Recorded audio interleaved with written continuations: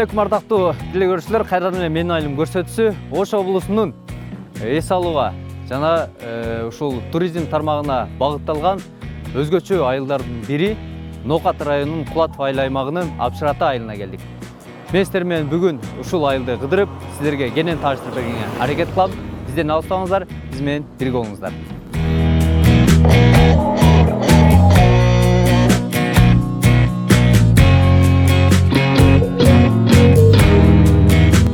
Дөтеке, ушул эми Абшырата айылынын статистикасына токтолуп кетсеңиз, канча калк, канча кожолук бар?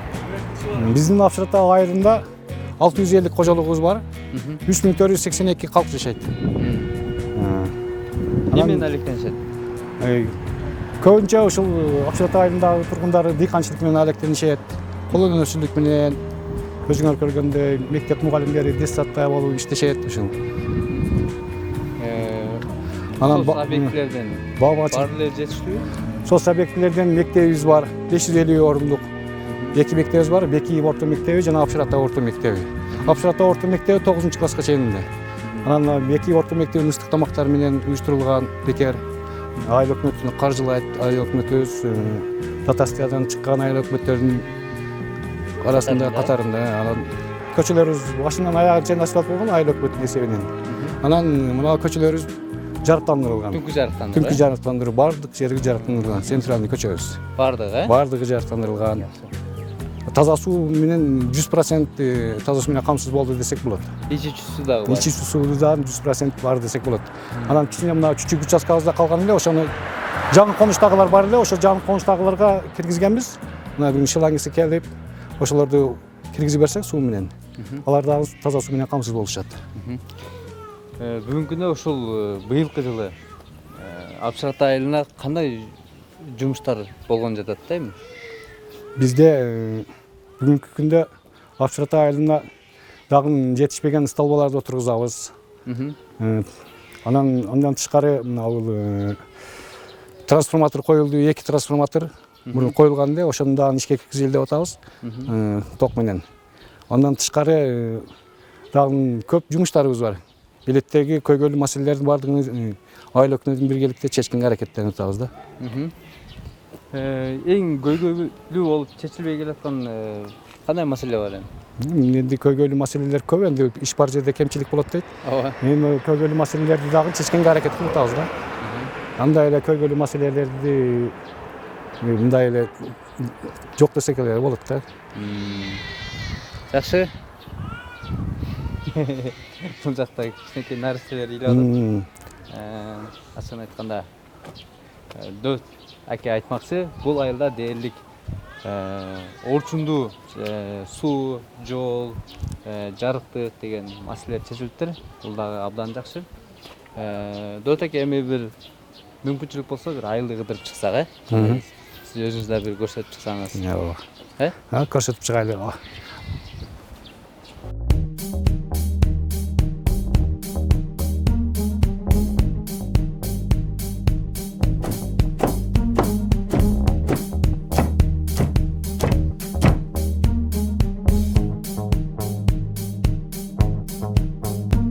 Кайсыл айылга барбагын, ушундай суктанарлык апаларыбыз аябай көп. Ошондой апаларыбыздын бири Абшырата айылындагы 5 апа. Булар ушу өздөрүнчө топ болуп, бүгүнкү күндө ушу тигүүчүлүк менен, кол өнөрчүлүк менен, килем, таар согуу менен алектенип келишет. Анда эмесе апалар менен маектешейин. Чогуу биргеликте көрүңүздөр. Бул жакта Ибадат апа, бул азыр сиз токуп аткан нерсени эмне деп атап коет? Анан кийин канча жылдан бери ушу менен алектенип келесиз да? Мен энди ушу килемди үйрөнгөнүмдө өзүм бир 8-класстан эле үйрөндүм ушу килемди. Өзүм чоң энелериме де ошолордон олар килем согот, мен мектептен келип алып, абеттен кийин барып үйрөнүп келет эдим. Анан энди ошол нечинчи жыл экен билбейм, мен ушу 7-8де үйрөнгөнмүн. Бирок турмушка чыксам аңызга чейин согом килемди. Ошол. Азыр эмне согуп атасыз? Азыр энди мынабы жөрөңгүч деп, падушка деп согуп атамын. Аштамайым өзү 3 метр. Мына бир 90 жип 3 падушка чыгат. Енді тұрғаны бардығы эле ошол таза койдун жүнүдөн согулуп атат. Бул колуңузда турган жиптерди өзүңүздөр даярдайсыздарбы же сатып аласыздарбы? Өзүбүз даярдайбыз, сатып алабыз. Базарда саткандар бар, бирок өзүбүз алып келип боёп алабыз. Мына ушул эжем боёйт, Кансул эжем. Көп эле адамдар сатып алып кетти, заказ берди, олорду бүтүрдүк. 30 миңге бирөө берди де, бүтүрүп бердик, бар жогун берди де. 3 аял болуп. Ана ошо Ибадат пошточу, мен дагы шеригим бар, азыр энди улам келет. Анан 30 миңге согуп ошону бүтүрүп бердик. Бирок өтө чоң килем. Түктөрүбүз көп, ана ошо аркаңарда турган каптар бардыгы ошолор. Таяр түктөрдү алдык, өзүбүз коңшу колоңдордон жүндөрдү алып, ийридик. Бирок энди азыр натуральный кылсакпы деп турабыз. Апа, буну согууда эмнеге майны бериш керек? Бул математикалык эсепкеби же тубаса талант болуш керекпи? Бирок энди ышкысы болсо согуп албасаң керек, энди бирок математика ham керек, эсеп менен да.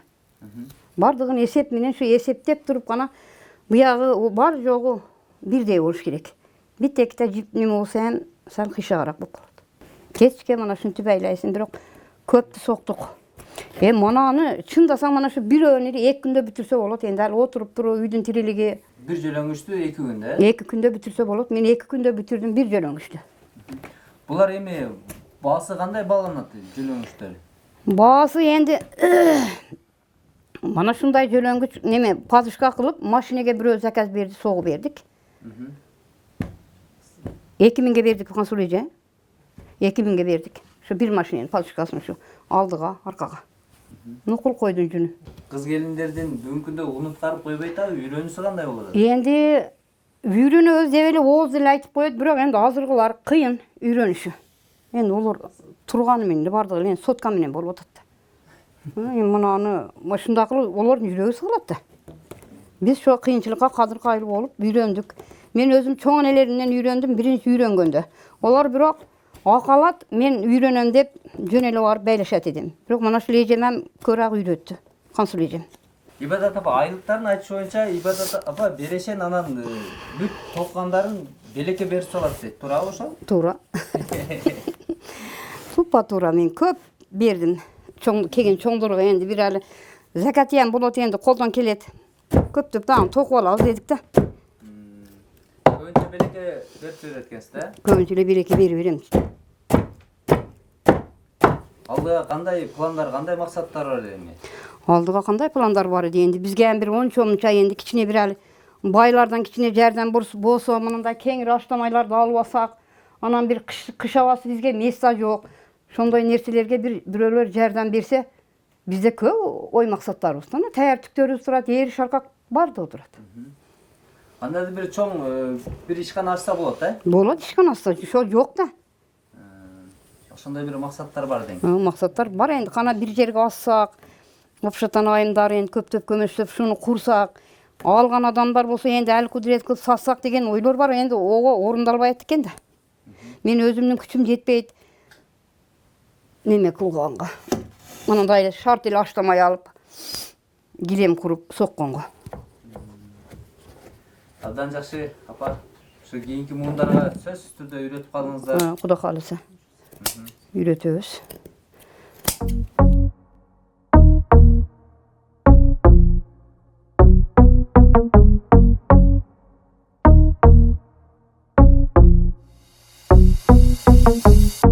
Ар бир айылда мына ушундай чакан ишканалар ачылса, мен ойлойм, дээрлик Кыргызстандын ички миграциясы, сырткы миграциясы бир топ ооздукталат деп. Бул жерде азыр онго жакын кыз келиндер ошол тегүүчүлүк менен алектенип экен. Ушулар менен кенен кесир маектешкенге аракет кылайын. Азыр эмне тигип атасыздар? Биз азыр көйнөк тигип атабыз. Кыз келиндердики бул, аялдарга, Мыналар Бишкектен даяр кылып келеби же бул жерден кыркасыздарбы? Даяр бычылып келеби? Ошону эле бириктирип коет экенсиздер да. Бул жакта дагы тегүүчүлөр бар экен, сурап көрөйүчү. Бул тегүүчү цехти кантип ачып алдыңыздар да? Группабыз бар. Ошо группадан эле кошулуп, өзү 10 аялбыз. Швейный цехте 10 аял иштеп, ошо 10 аял группага кошулуп, Ошондой болуп мээ кылдык дагы. Андан кийин ошо япондорго проекке жөнөтүлгөн нерселерден кыздын себини тигейли. Ушул бир бизге чакан ишкана болсо, ошол ишканадан кичине өзүбүзгө киреше кылсак деп япондорго кайрылдык. Проект жазылды. Ошо проекттин жетекчилигинде ушу япондор колдоп, мына 6 машина алып келип берди. 6 машина алып келип, ошо 6 машинада азыр 10 адам иштейбиз. Иштегени азыр 7 адам иштеп жатабыз. 7 адам иштеп жатабыз. Жакшы иштегенибиз. Бишкектен крой келет, ушу кройду тигип, бүтүрүп, өзүбүзгө айлык чыгарып иштеп жатабыз. Киреше жакшы. Киреше жумасына 4000-5000 болуп жатат. Анан бир айына келгенде 15.000-20 миңге болуп калып атат. Айыл ичинде эле. Үйүздөгү жумуш дагы бүтөт, бул жердеги жумуш дагы бүтүп жатат. Жакшы. Алда кандай пландар бар? Алдыда эми ушул келечекте ушул цехти ушундай кылып иш жүргүзүп, ушундай болуп кетсе, ишчилерди көбөйтүп, кыз келиндерге иш болуп, бекер отурбай кыз келиндер иштеп кетсе жакшы болот эле. Ушул цехти чоңойтуп алсак. Эң негизги нелер тиесиздер да? Ушу көйнөктөн сырткары дагы.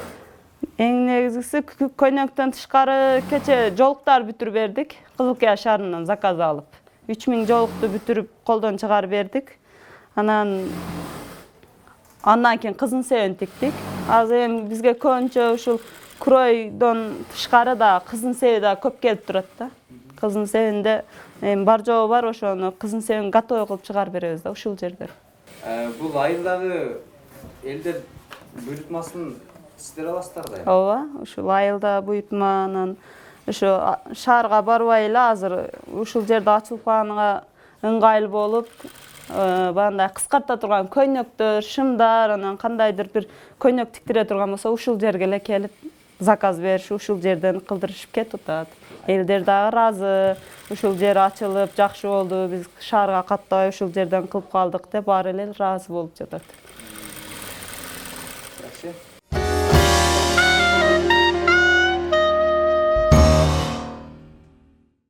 Казыбек, биринчи иштин башы ушул жерден башталат. Алгач элеби? Алгач биринчи башталганда ушул жерден башталат. Кандай жумуш болду? Бул жерде кесебиз, мына темирди кесип, заготовканы кесип, ошону кесип, анан кийин кузинага алып киребиз жаңагачы. Кана бисмилла. Жандырабыз мынаны биринчи. Күнүн такап кесебиз.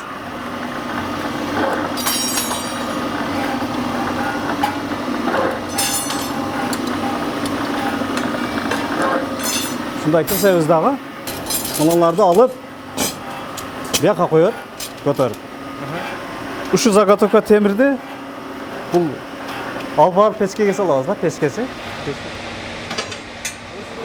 Өзүнүн температурасына жеткенде, бияка коюп, молот менен жанчыйт муну. Жанчып, калыпка салып, таяры барбы, таяры? Көрсөт. Карап тур.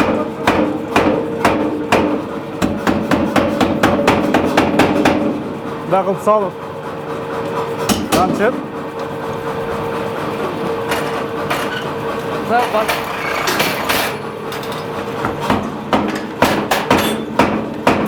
Ушул процесс. Ушундай процесс менен кетет.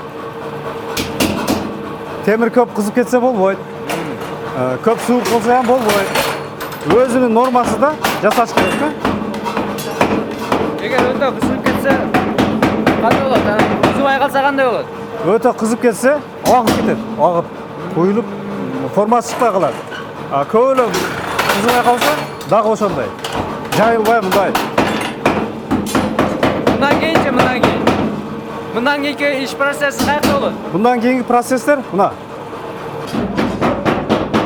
Бул жакта көп калыптар бар. Бул жактачы. Бул жакта калыптарды салып туруп, мына жерде буларды ийип формага келтирип, энди көп да мунун түрүчү. Ошо кандай заказ берсе, ошондой формага келтирип, жасап, ийип бердеп ушундай таяр болот. Процесстер.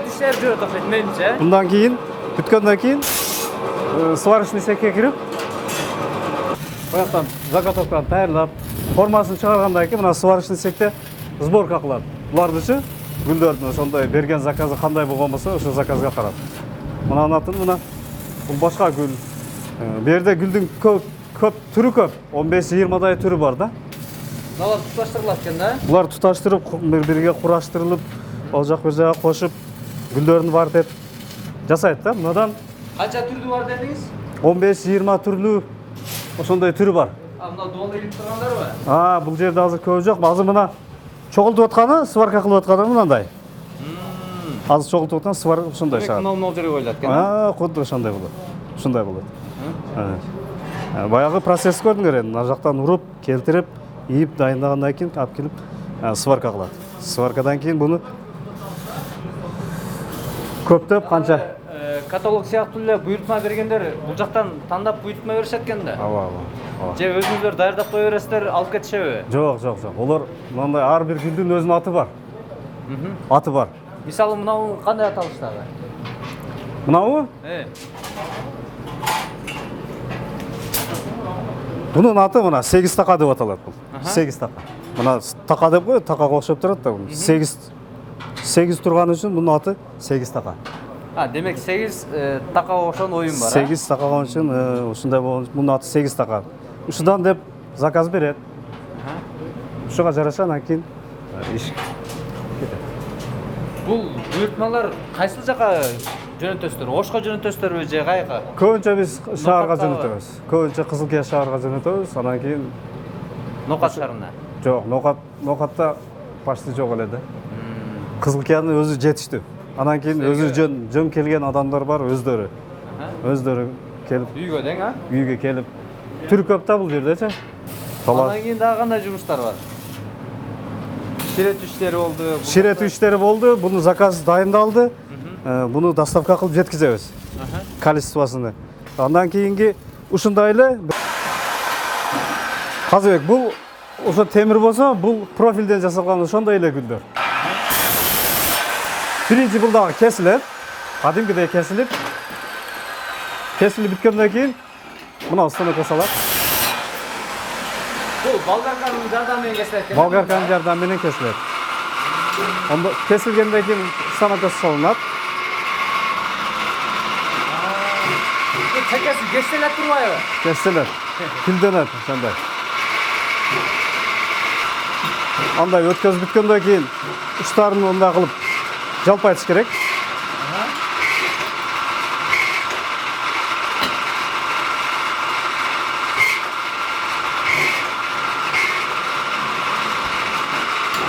Жалпайгандан кийин ысык экен. Ысык.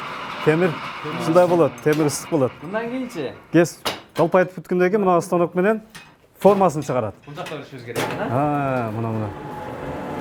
Ушул жерде мындай формаларды чыгарат. Мындай формаларды чыгарып, Жана айтылып аткан такача жасалат экен. такача. Ошо такачанын профилден жасалганы. Bunun аты ушундай 4 така мына. 4 така болгон үчүн 4 така деп аталат аты. 4 така. Профилден. Ширетүү иши бул жерде эле, ушул жерде эле болот. Ушул жерде. Мына. Дайын турат мына. 4 така деп мына уну дагы бантик деп ар биринин өзүнүн аттары бар.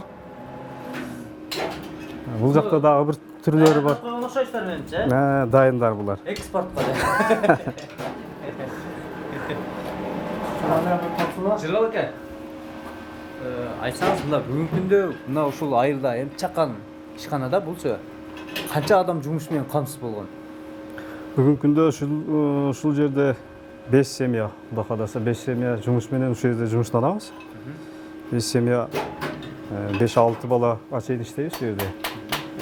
Эми Кудайга шүгүр жакшы эле. Заказга карап иш ошондой. Кирешеси кандай болуп атат? Же айлыкты кандай кылып бересиз дегендей? Айлыкты биздики айлык эмес. Биздики канча көп кылса ошончо. Мына айтканда, орусча айтканда. Не дейт го? Объем деп коет го. Иштегенге жараша төлөйсүз. Иштегенге жараша төлөйбүз. заказдар мынау азыр темирдин баасы көтөрүлүп 100% көтөрүлүп кетти да почти темирдин баасычы. Ошого байланыштуу кичине аз болуп турат да заказчы. Буйртма аз, а? Буйртма аз. Бул жерде карап турсам, иштин баарын эле балдар кылат. Өзүңүз эмне жумуш кыласыз бул жерде? Мен дагы өзүм жумушум бар бул жерде. Ал жакта станок бар. Кандай станогуңуз бар? Мен өзүм ушул жерде токарный станок менен.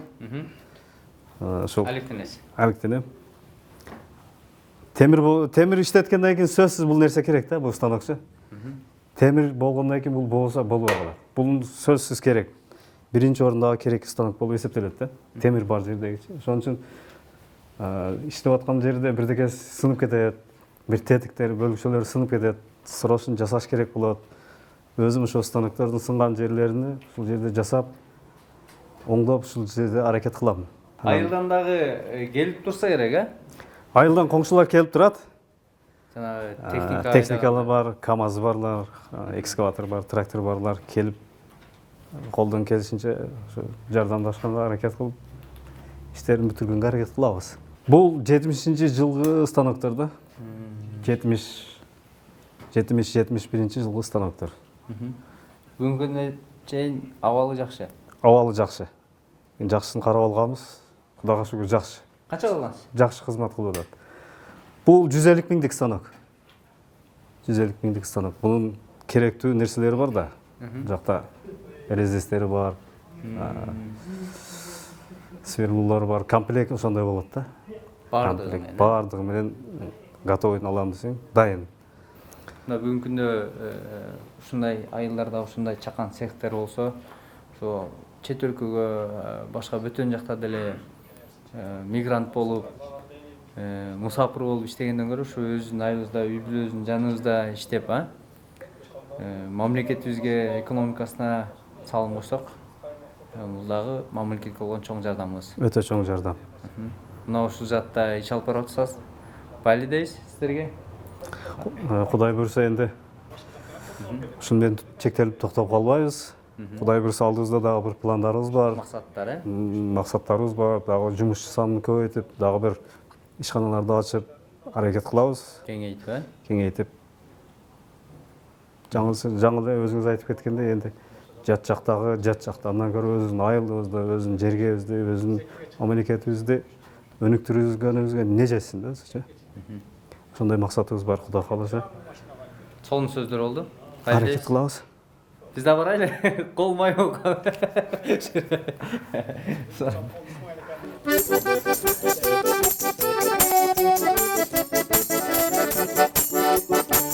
Аксай десең аксайдын төрү бизде, алтын десең Апшырата дагы бизде, айыр менен катарлаш завод бизде, Токойдунда катылган кендер бизде, айыр менен катарлаш завод бизде, Токойдунда катылган кендер бизде, үзбесең Аккалпак төрү бизде, биз карасаң жолбоштон сөрү бизде, Тулатыктай коомдук ишмер бизде, анын жолун жолдогон жаштар бизде, Тулатыктай коомдук ишмер бизде, анын жолун жолдогон жаштар бизде.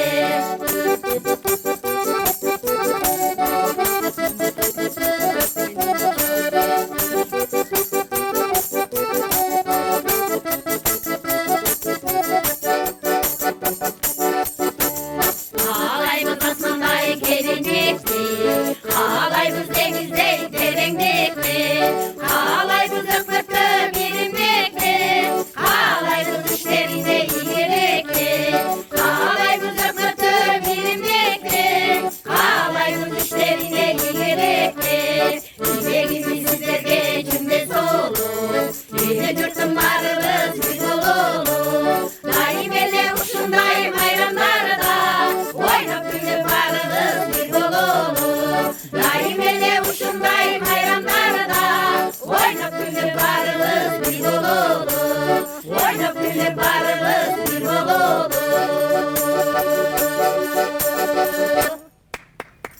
Сон. Колчоп койбойсуздарбы? Сонурдай турбайсыздарбы? Талантка айтсаңыз, бул Апшырата апалар тобу кантип түзүлүп калды да? Апшырата апалар тобу ушул эжелер, ушул энелер менен чогулуп өздөрү бизге келип ушу мурдатан эле болчубуз негизичи. Бир 5-6 аял, 3-4 эркек болуп ырдап аралашып жүрүп эле кийин анан бизде эле башка айылдарда шайыр апалар түзүлүп атат экен. Бизде эле түзбөйлүкпү деп анан түзүлүп 2015-жылы түзүлдү. Андан кийин дагы башка эжелер менен толукталып азыр ушул күндө бир 12-13 аял. Апалар менен иштеште эле бир топ кыйын болсо керек. Же жеңилби? Кыйынчылыгы бар сөзсүз. Анан бир жагы баягы кесипкөй энелер эжелер эмес да, мисалы үчүн музыкалык сабаты жок. Аны тарбиялаш керек, үйрөтүш керек. Сахнага кантип чыгыш керек. Сахнадан башталат да биринчи. Сахнага чыкканда этикасынан башталат. Анан кийин тонго түшүрүш керек, ритмге түшүрүш керек, ушундай иштер көп. Анан сахнада туруу эрежелери бүт. Ошентип үйрөтүп келатабыз. Кыйынчылык болот да сөзсүз, ар бир иштин өзүнүн кыйынчылыгы бар. Кандай жетишкендиктерге жетти? Эми жетишкендиктерибиз Кудайга шүгүр. Экинчи көчмөндөр оюнуна, дүйнөлүк көчмөндөр оюнуна барып катышып келдик. 2017-жыл беле. 18-жыл экен. 2018-жылы барып катыштык. Андан кийин 2019-жылы Түрк сой Ошто болуп өттү го, Ошто ошол жерде катыштык. Андан кийин республикалык көчмөндөр оюнуна Таласка барып катышып келдик. Ошол барып катышып эле жүрөбүз, чоң эле иш-чараларга. Орундарга элешип эле. Жакшы, Талант эке, бул жакта апаларыбыз отурат. Бирөөсүн сурайын. Эми апалар айтсаңыздар, бул чармачылык менен үй бүлөнү алып кетиш деле бул оңой эмес болсо керек. Оор болот. Биз көңүлүбүз ток, уул кыздар тарбиялап чоңойтуп койдук. Үйдө жумшаган келин кыздарыбыз бар. Биз анан ушуну туура ойлоп таптык. Азыр элде козголуп ушундай жүрүштөр болуп аткандан кийин биз дагы ырдап, элге биче болсо дагы майрамдык белектерди тартуулап дегендей жөрөлгөлөрдү колдоп жүрөбүз. Жашыбыз улгайып калса дагы бизге ушул ырдагандарыбыз жакты. Ырдап жүрөбүз. Ыр менен кошо кыргызда баягы када салт деген, үрп адат дегендерди бар. Аны дагы айылга жайылтып атсаңыздар керек. Ал өнөрлөр биз менен кошо жүрөт, балам. Машу эмнелердин баарын колудан мына килем согуп жатабыз, кештелерди жегип, унутулуп барат жаткан кол өнөрчүлүктөрдү, аял жатыга таандык нерселерди келин кыздарыбызга үйрөтүп жатабыз, элге үйрөтүп жатабыз. Керектүү жерлерде колдонушуп жатышат. Биз таштабайбыз өнөрдү, унутпайбыз, элге жайылтабыз. Ошол балам. Жакшы. Анан эми кайсы жактарга бардыңыздар эми? Бүт эле Кыргызстанды кыдырсаңыздар керек эми. Кыргызстанды эле кыдырып жүрөбүз энди. Сыртка чакырса барабыз, биз даярбыз. Кай жактарга бардыңыздар? Биз азыр Бишкекке бардык, ошол жерлерди көрсөтмөлөр көрсөтүп, көбүнчө эле ошо көчмөндөр оюндарында бардык өнөрлөрүбүз көрсөтүп келип аттык. Дагы бир сонун бир чарма аткарып бербейсиздер? Бул айыл жөнүндө ыр барбы негизи? Ооба Казбегиним, бизде Апшырата деген жакшынакай чыгармабыз бар. Сөз обону Мамат Кожоев деген агайыбызга таандык. Бул ыр менен көп жерлерге барып ырдап жүрөбүз. Даңазалап, Апшыратаны даңазалап, Кыргызстанды даңазалап дегендей өтө кооз жерибиз бар, Апшырата деген. Ошолорду аткарып берелик.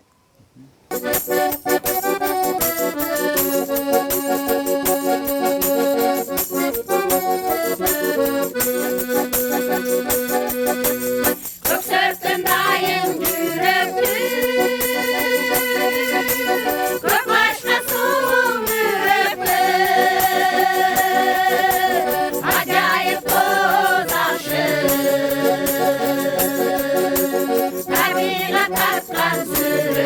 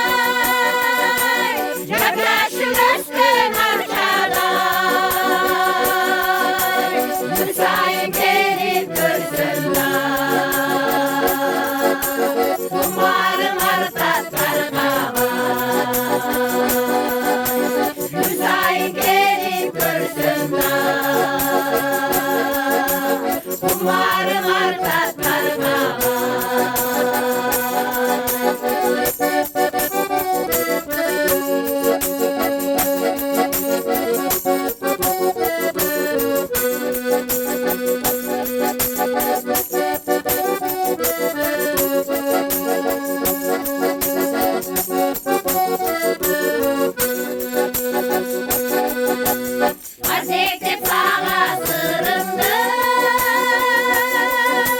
Arnadım uşağırımdı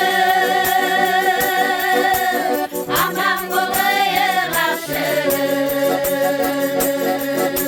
Karıtı palay kılımdı Aman bulayı aşırı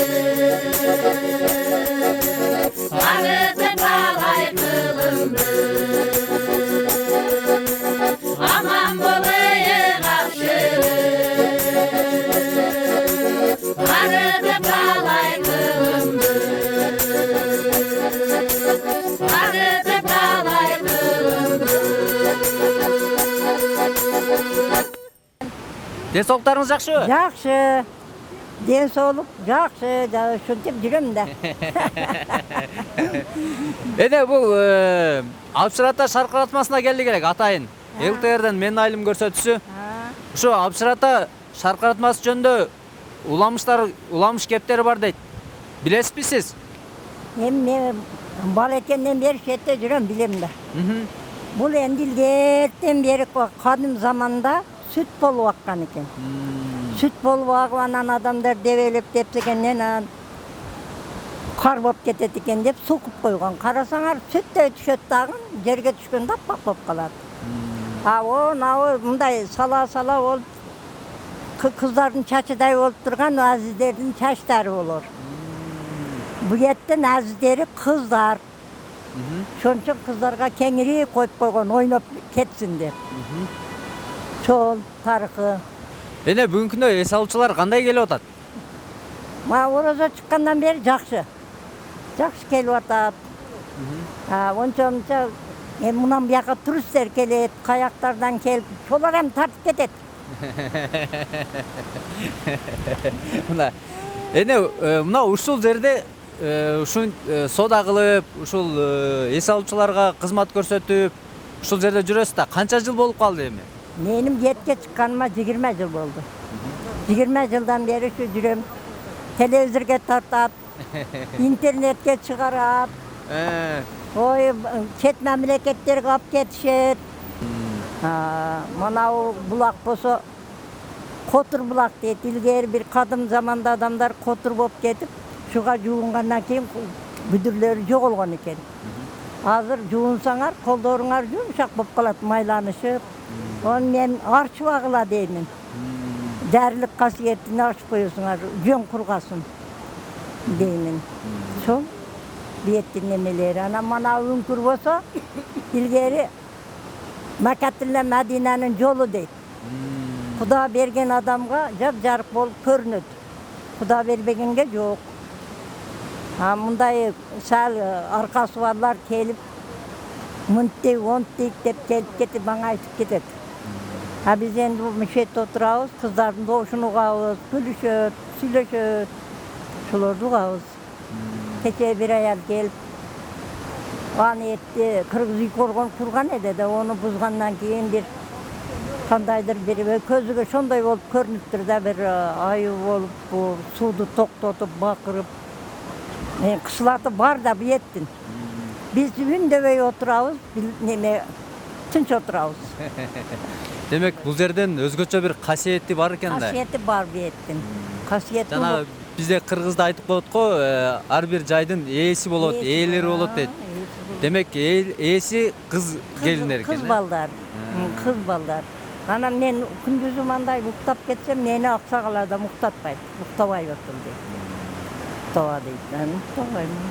Демек бул жерде уктаганга болбойт экен да. Жакшы эне. Чоң рахмат. Содаңызга береке берсин. Айтканым келсин. Эми туристтерди тейлеп, жакшы кызмат көрсөтөңүздөр. Куда кааласа.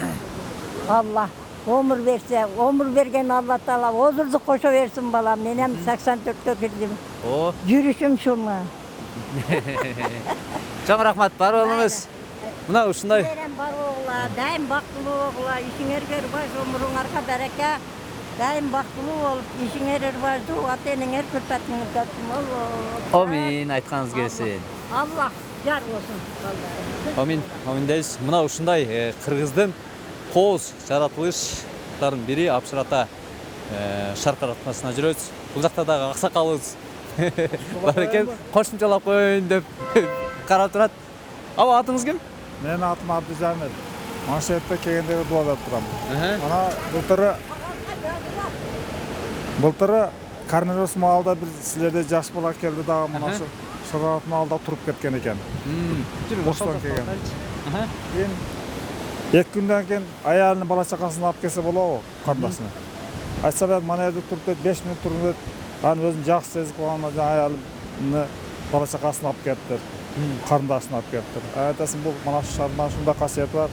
Бир жагы мана ушул жер илгертен жараланганга мана бир Маккадинеде шайтанга ташыртылат да. Ошо мана талдын алда илгертен шайтанга жеп ташыртылат экен. Ушундан ошол кызлаты көбүрөөк күчтүү экен да. Жакшы нерселерди берет экен, шипасын.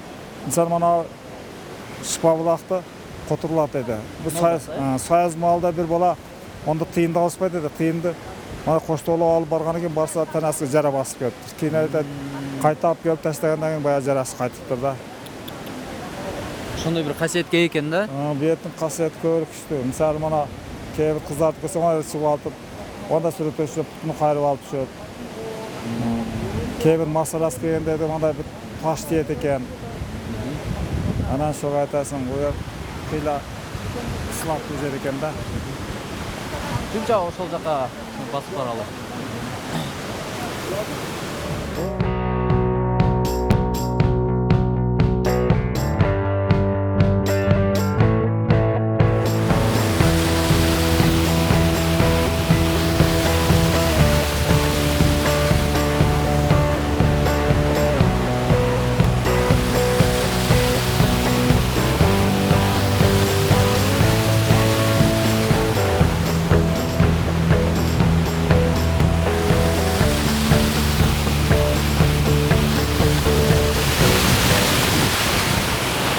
Мына ошентип, урматтуу телегөрүүчүлөр, Апчырата шаркыр атмасына келип, мына көрүп атасыздар, аябай сонун кооз жаратылышы. Эмне дейбиз? Кыргызстандын ар бир булуң бурчунда мына ушундай кооз, керемет эс алуучу жайларыбыз көп. Мына ушундай эс алуучу жайлардын бири Ош облусунун Нокат районуна караштуу Кулатов айыл аймагынын Апчырата айылында жайгашкан. Албетте, бул жерге келсеңиздер, бардык шарттар түзүлгөн десек болот. Тамактануучу жайлар, эс алуучу, уктоочу жана башка. Биз болсо көрсөтүүбүздү мына ушу менен жыйынтыктайбыз. Кийинки эфирден көрүшкөнчө аман болуңуздар.